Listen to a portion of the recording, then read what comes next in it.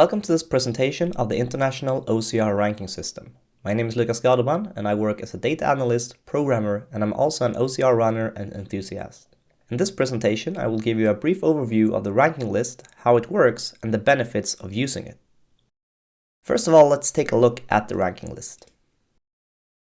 Here is the front page and you can see all the participants, or at least some of them. We have over 800 people in this list and they are shown by name, club, gender, age, nationality, and their ranking score.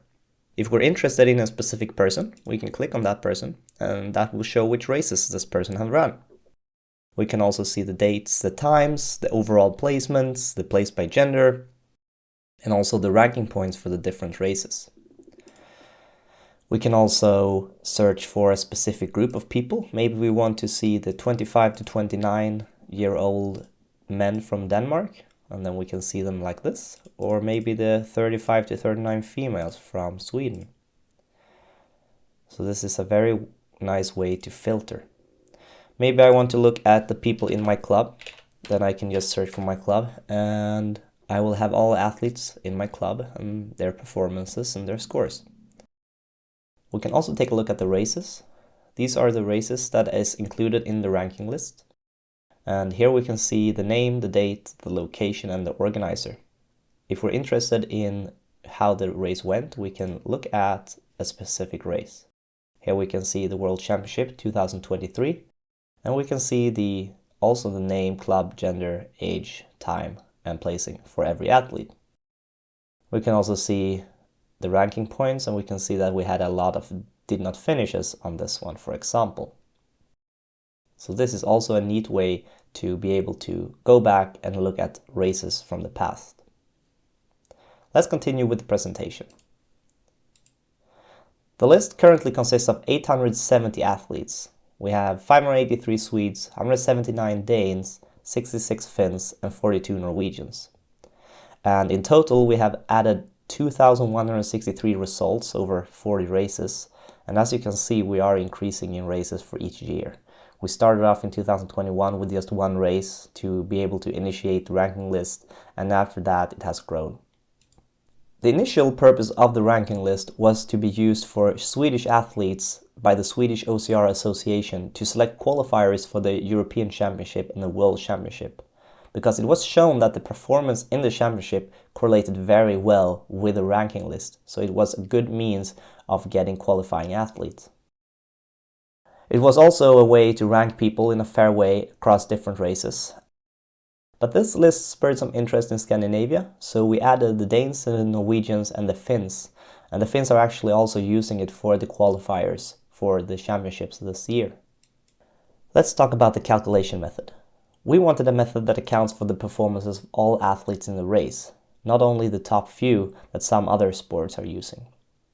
We also wanted a fair, autonomous algorithm without any human intervention and subjective judgment.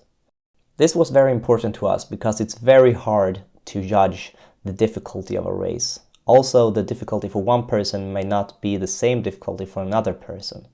We also want the athletes to feel that this is an objective score and that it's not us that decide if they're getting a good score or not.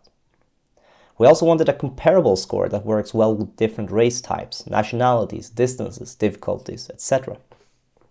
The ranking score you see in the ranking list is calculated by using the ranking points that the athletes get for finishing a race.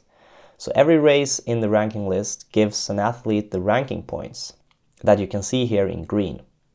I use myself as an example, and you can see that I have run 4 races, but it's only these 3 in the top here that counts because they have the lowest ranking points: Sports Club, OCR Warrior, and Backamu. And these 3 here comprises my ranking score. I will not go into depth on how the ranking points for each race is calculated. If you have any questions about this, feel free to reach out. But in short, we calculate individual performance factors for every athlete in the race using their time and their current ranking. By having a list of all the individual performance factors, we can then find a race performance factor, and this performance factor is used to calculate the final race points or the ranking points for that race. Earlier, I talked briefly about the correlation with championships. This is one of the many benefits of using the ranking list for qualifications, because we can see high correlation between ranking score in the ranking list and championship performance. In the diagram to the right here, I have plotted the ranking list ranking score on the y-axis and the race ranking points from the race on the x-axis. This is from the World Championship 2023, and every dot here is an athlete and how they performed.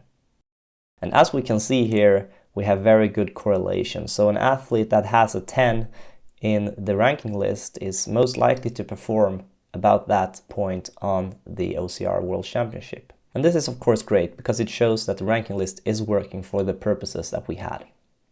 It's also an easy way to keep track of qualifying athletes. We don't have to look through a lot of spreadsheets, and everyone is very clear on whether they are qualified or not. It's also more robust than qualifying from one race. Some nations only have 1, 2, 3 races to qualify from, and you may be sick in one race or you may miss one. And this gives a stable way to measure because you have a lot of different races where you can compete. It's also very easy to see the level of other nations. So when we send people to the World Championship, we can see, okay, how does the other nation compare? What is a reasonable score to demand for people to qualify? Lastly, what are the prerequisites to use this ranking list? Well, first of all, the races in the ranking list must adhere to the FISU regulations. This means the 3-band principle, we need penalty runs, well, every other rule as well, but these are, of course, the ones that differ a lot in the different countries. It's very important to us that they follow the FISU regulations because we want everyone to compete on the same rules. The athletes need some sort of identification number so we can match them to the ranking list. This can either be generated randomly, the Swedes' numbers are generated by the ranking list, or some nations already have pre-existing numbers, such as the Danes and the Finns, which have a license ID, and we can import those as well.